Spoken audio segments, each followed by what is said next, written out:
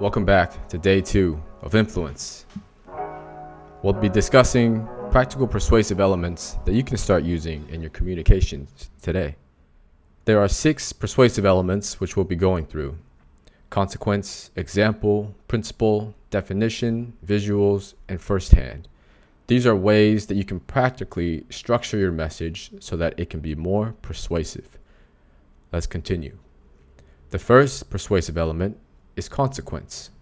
This is discussing what could happen or has already happened. Show your audience how the decision at hand impacts the future. This could either be positive or negative. Let's take an example without consequence. You might hear the message, "The doctor advises we sleep early."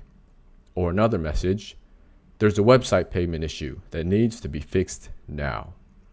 So how can we make this more persuasive by incorporating the element of consequence? Well, perhaps for the first example, we can say with consequence that the doctor advises we sleep early because it could reduce stress and high blood pressure.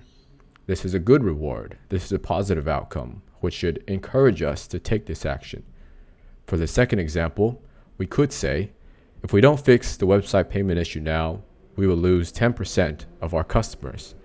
This paints a clearer picture of the consequence and what may happen if we do not take the action now.